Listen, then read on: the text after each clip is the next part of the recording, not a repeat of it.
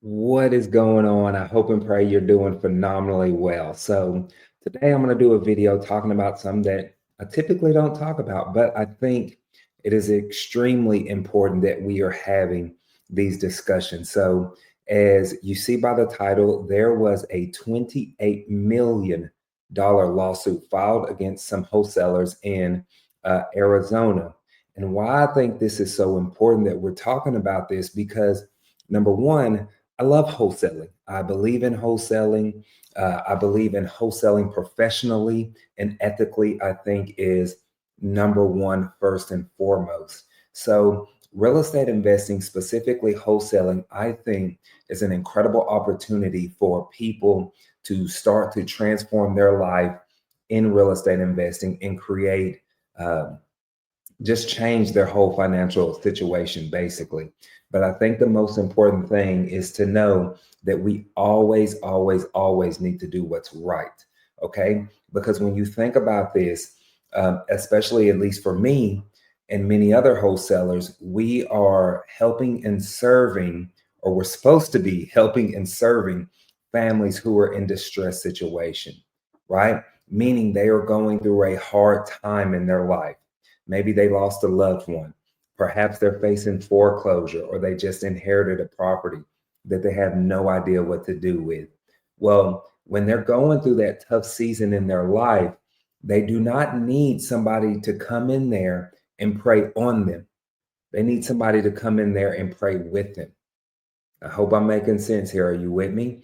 And so when you always do things from that type of perspective, that, hey, I'm here to help you.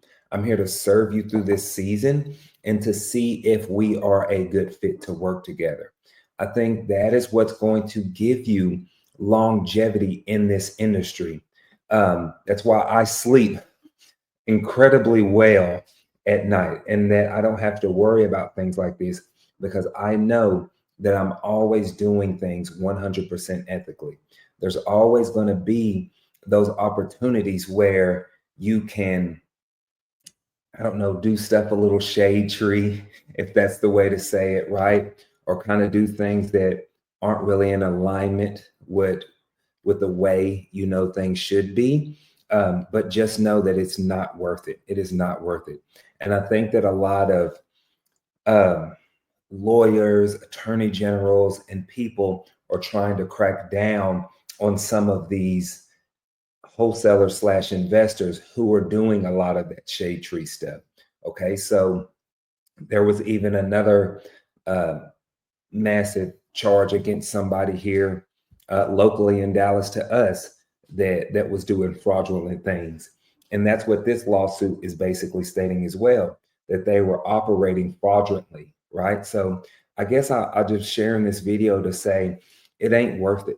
Okay, and again, these are alleged. I'm not saying what these people were doing were right or wrong. I don't personally know them, and I'm not speaking from that, but I'm speaking from my heart to you.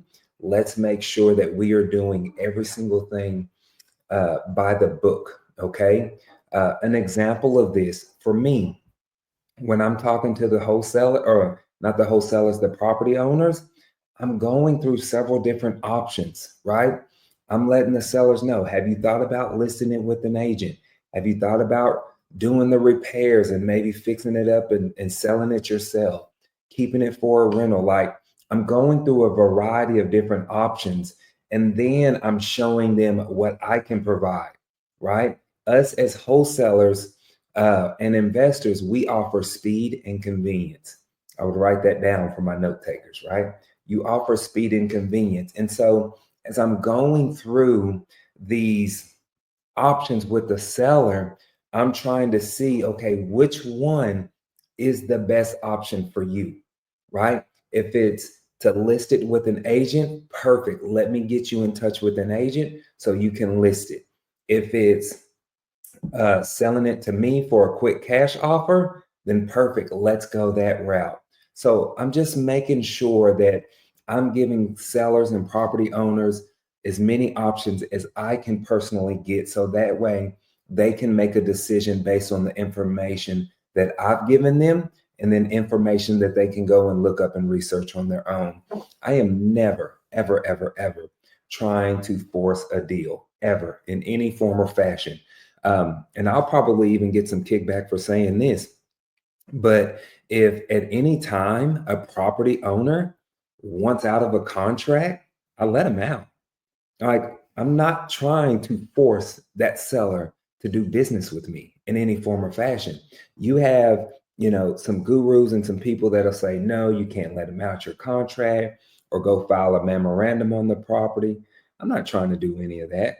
Not at all. If they don't want to work with me, I completely understand.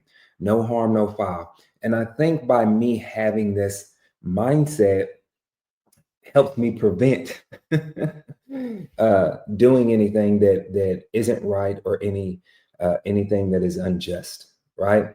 Even when I'm dealing with older people, let's say they're 60, 70, 80. I've even had people 90 years old. Well, guess what? I'm going to see if they have a next of kin that I can talk to, right? A son, a daughter, a brother, or somebody, and let them know, hey, this is what we're doing. I spoke with such and such. I spoke with your mom.